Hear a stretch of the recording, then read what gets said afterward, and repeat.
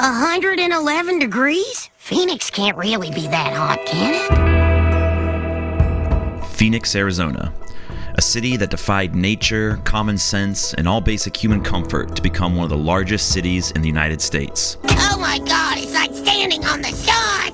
It's a place where the sun doesn't just burn you from above, it radiates off the pavement below you and cooks the very air in your lungs with every breath. This city should not exist. It is a monument to man's arrogance. Phoenix is a dare.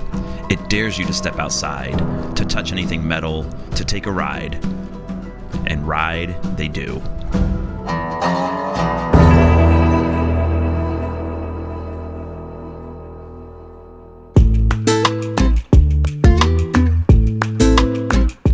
Welcome to the very first episode of Bike Life Unchained, an exploration of bike culture in cities all over the US and beyond. My name is Andrew, and today we are out here in Phoenix, Arizona, pedaling our way through the heat to see what bike culture is like out here in the desert.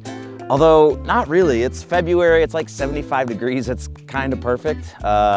You might just find me out here until the summer. Sorry, New York. In today's episode, we're gonna join some group rides, check out some really cool shops, go to some advocacy meetings, drink some margaritas, hit some gravel trails. We've got a lot to do, so let's get to it. Thanks for watching.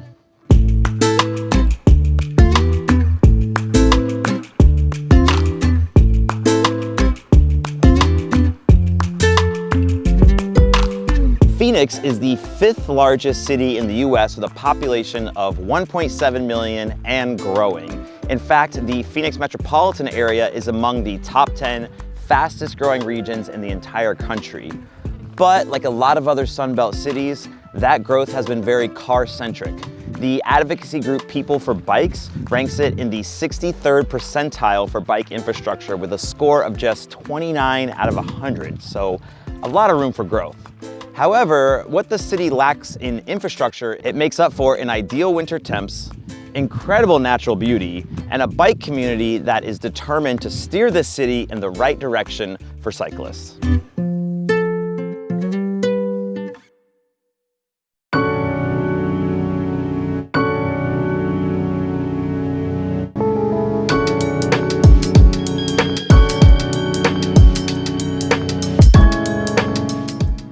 So, welcome to Dirty Mike and the Boys every Tuesday night. They start from MFG Coffee near downtown Phoenix. I don't know, maybe 50 people out here. It's a heavy BMX crowd, but all bikes are welcome. Nice slow party pace. It's a good time on a Tuesday night. So yeah, my daughter, we got the idea because we were both into bikes, and I told her to try to 3D print a beer can and then make it into a cap, and she tried it and it was amazing, but it was the scale was too big, so we kept on trying to scale it down. And then she said, Dad, why don't you try, because I collect sneakers. She started to sell these at her school, and then it just kind of erupted basically. Instagram page is Dream Team Caps. Cool. And then the bicycle crew name is Dream Team BMX. Nice. Yeah, Dream Team BMX.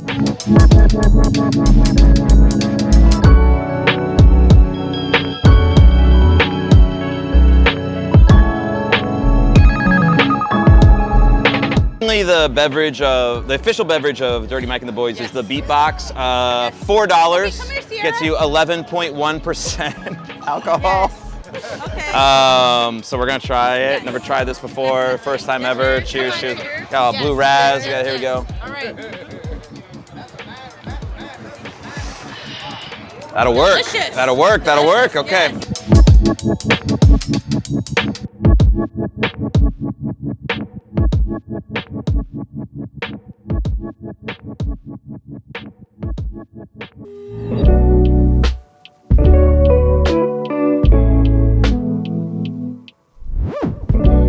Tonight we're at Clark Park Community Center for a Tempe Bicycle Action Group community meeting. Unfortunately, out here in Tempe, a cyclist was recently killed. So we're gonna listen to some of the projects they're trying to get pushed through to make the streets safer and talk to some folks here about what bike life is like out here in Tempe. So my name's Jack Ketchum, and I'm the president of Tempe Bicycle Action Group. We're a nonprofit 501c3 organization here in Tempe that advocates for safer streets, better bike lanes, better built environments. And kind of our three main pillars that we organize around are community, education, and advocacy. Our upcoming Open Streets event is something that we're really proud of, and it's an Open Streets initiative, which is kind of celebrating and kind of spreading the idea of our streets as something more than just like conduits for cars and just getting around, but as a place for community where people can come together and hopefully reimagine our streets. I'm sure you've heard of bike buses before. Of course, Tempe has their own bike bus, and I'm joined by Kendra and Hannah, who are the founding members of the Tempe Bike Bus. Yeah, so Hannah and I started Bike Bus a little over 2 years ago. We noticed that a lot of parents weren't walking or biking their kids to school or allowing their kids to get there independently, even if they lived in a close proximity of the school. We decided that we should start biking with the kids. I feel like we've grown more than we've thought we would. It's really spread with word of mouth, where we don't even really try to recruit people to come anymore because they just come. We built it and they came, and I think we're super proud of that. In the wake of a recent crash that killed a cyclist in Tempe, this particular meeting carried the weight of grief and anger from the biking community. A representative from the Department of Transportation was on hand to answer questions, and the group made their displeasure with the pace of change known. One attendee, Jonathan, was particularly passionate about this subject, as he lives at the intersection where the crash happened and watched it from his office. I spoke to Jonathan at the intersection of 10th and Maple, where this tragedy took place. I just looked up at the wrong time, I suppose, but I saw this young woman killed by a maroon van, and my neighbors were already outside, so I'm trying to call 911, and they're like racing out here, and actually with Melody here on the scene. There's a real resistance to a four-way stop here. For 15, 20 years, everybody's saying, I've been putting in requests. I've been sending the council requests to get a four-way stop at this intersection. And the best they could come up with is like, oh, you don't know the unintended consequences. And oh, it has to go through the federal government. It's a long, yeah, 15 years is a long time.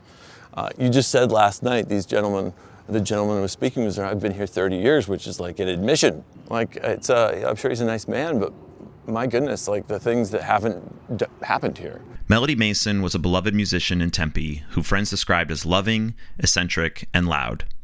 On February 4th, 2025, she was hit and killed by the driver of a van while riding her bike. She was 35 years old.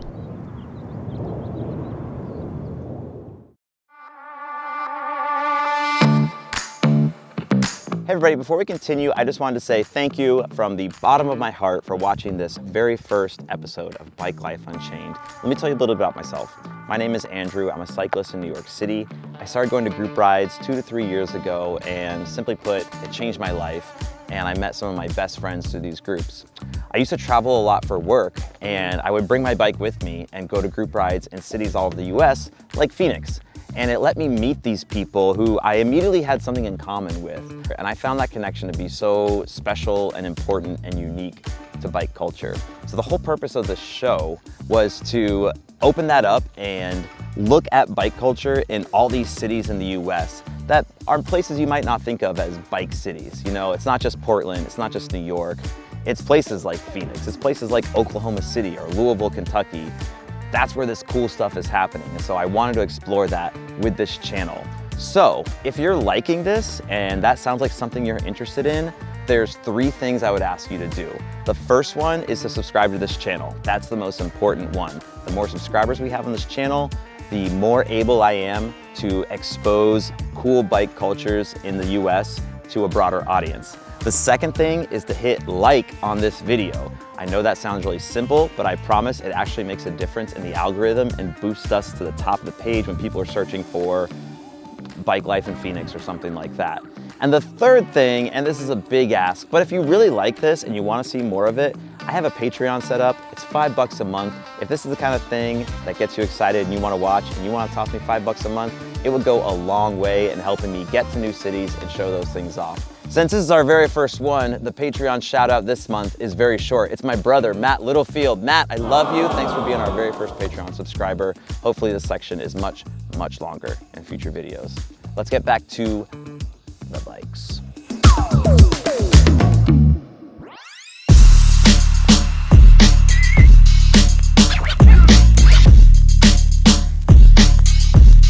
I am Sierra. This is CPR Mesa. We are at Pioneer Park right here in downtown Mesa. There was no ride right here in Mesa, so I felt an opportunity to take that I would, want to ride, because actually I'm new to Mesa. So I decided to learn Mesa by bringing people together on these nice, beautiful routes. We go the distance, maybe, it depends on the night. Some people, can do 12 miles, which I thrive to do 12 miles plus, but 12 miles is like our max, but we kind of average at like maybe 8 to 10 miles an hour.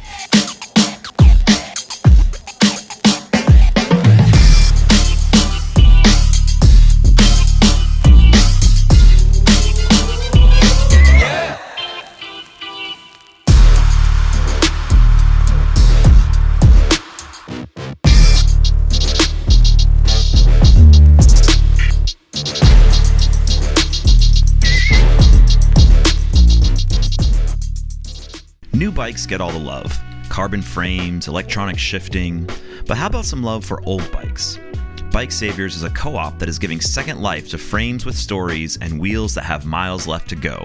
I'm Nicole Muratori. I manage Bike Saviours. Bike Saviours is a nonprofit community bike shop, and we are an open space for the community to come learn how to work on bikes. The original goal of Bike Saviours was to help people who couldn't afford a bike to get rolling and learn how to maintain and repair their bikes with access to all the tools they need. But the pandemic shook up the bike scene, and now all sorts of people come through their doors. Prior to COVID, we were serving mostly people who just flat out didn't have money or didn't have enough money. COVID stressed out all of the local bike shops. Their inventory was low, their service departments were bombarded, so we became an alternative. Today, we are serving triathletes, people who are looking to upgrade their bike at a more affordable rate, as well as the communities that we were helping before. Low and no barrier access to all these things is really the critical point of why we exist, and that's for people who don't have money to still have access to a bike, servicing a bike, and the parts needed to repair a bike. For a bike geek working in a place like this, it must be a struggle to not bring home a new bike every single day. So I had to ask Nicole how many bikes she has at home. Okay, I have a Surly Crosscheck, that's my all-arounder bike, and I have a Midnight Special, which is my road bike. And then I have two hybrids that are, one is set up as a hybrid, the other set up as a single speed. And then I have a vintage road bike. And two frames that are in progress, so that's 7. This is a Fisher aluminum frame, which is kind of unique with some older Dior DX, and the paint is immaculate. This one can be yours for $150, either as is or through the Build-A-Bike program.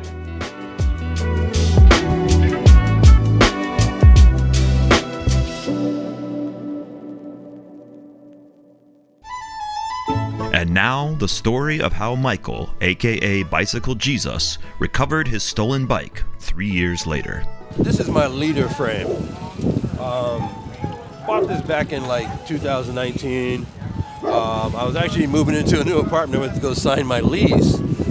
Figured it was just going to be okay right outside the door of the leasing office, and it was stolen. I mean, it's a very distinctive bike when you look at it. Yeah, it is beautiful. Seafoam green, or Tiffany blue, whatever, however you want to call it. Yeah. A buddy of mine seen it on OfferUp 3 years later. As far as I know, they might have known it was me, so I couldn't pose as a buyer. So I basically had to get my white friend to pose as a buyer. So I told him when we pulled up to the meeting spot, I was like, hey, look for my chain ring, seat posts. I'm like, if that stuff is there, put it up against the truck and I'll jump out and I'll slap a lock on it. Put it up against the truck, slap the lock on it. So once I slapped the lock on it, the dude tried to claim it as his, and my buddy was standing behind me, and I looked at him, and I was like, he had the phone to his head, and I was like, well, he's calling the police right now, so we can stick around and wait for them to come here and we can talk about it. They hopped in their truck and sped the f*** off. So now you got it back 3 years later. Yes, 3 years later, nothing's changed on it. That's awesome. It was like, only thing it had was flat tires.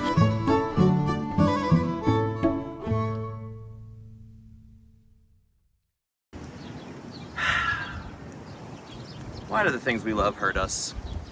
So the other day while traveling from one of my sites to the other, I had my camera bag on my front rack here, and a strap came loose and caught my front wheel, stopping it immediately and sending me straight over the handlebars and face planting onto the asphalt.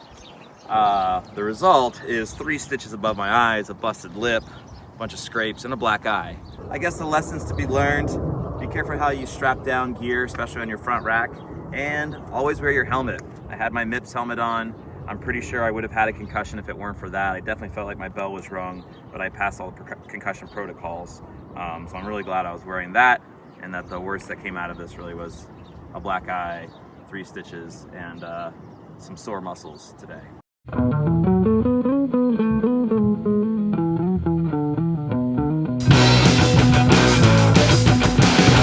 One thing I really love about biking in different cities is seeing the different styles of bikes that are popular in different places. And out here in Phoenix, I got to see something we don't get in New York: custom cruisers. Sherman and Dustin are the father-son team behind Psycho Sammi Cyclery, a custom bike builder based in Mesa. I'm Dustin. I'm Sherman. And you are? Psycho Sammi Cyclery. Dustin and Sherman have been making custom bikes for clients all over the US for over a decade, turning vintage frames into blinged out works of art like this 1946 Schwinn. I was trying to go for something along the lines of those old cafe racers and those old motorcycles from the 50s and 60s. We collected a lot of vintage bikes, but I wanted a stretch cruiser, so this is where I went with it. It's got an oil can for a cup holder. It's got a carriage horn. Naturally, I was itching to take some of these beauties for a test ride, and Dustin and Sherman were happy to oblige. And if you'd like to own one of these bikes, make sure you check out Psycho Sammi Cyclery on Facebook.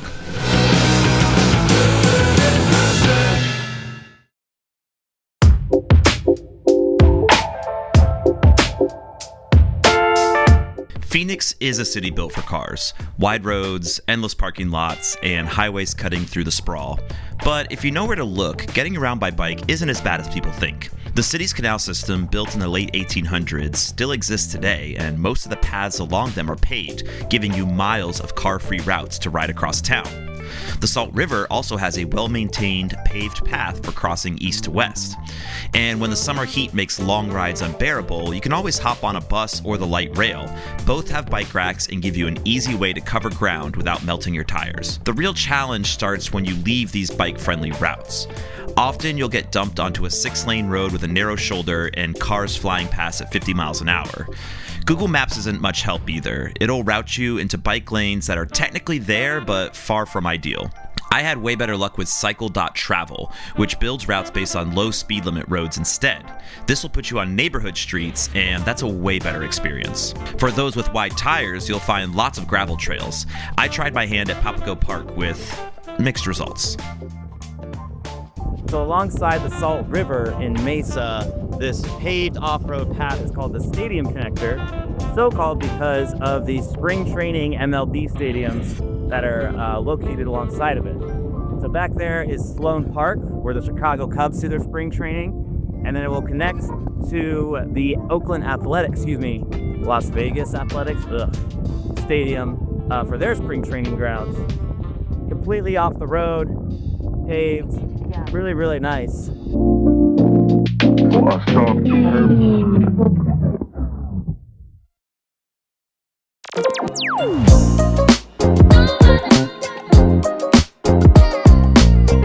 So this is my DJ bike. I built it a few years ago. I've got a mixing app on the front here on my iPad. I'm contemplating putting a bigger speaker on the back, but all my tattoos are silly geese, so I was like, why not call myself Gaggle? I love it, yeah. It's a stretch cruiser, the Cargi, on 44, about 2 years maybe. This is actually an unknown type 3. I got matching set carbon, fixed gear, no brakes. What's the ratio? 47-15. Yes, sir. When I was in college, my dad gave me a bike that was a rock hopper, and it got stolen. But so when I saw this and it was my colors, I had to pick it up. I put it together myself, and the people at Bike Saviours helped me build it. Yeah, I think I've been riding it for almost 3 years.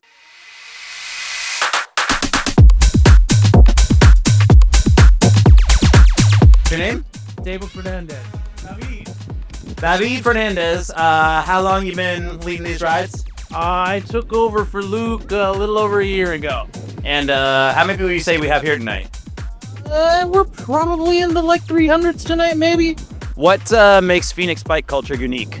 Oh man, it's Phoenix. I mean, we got people from all over. We got a big flat valley of a city, and we got an awesome bike culture. I mean, everybody's unique. Where can people learn more about Critical Mass Phoenix? The Instagram's the best place to find it. Critical Mass Phoenix.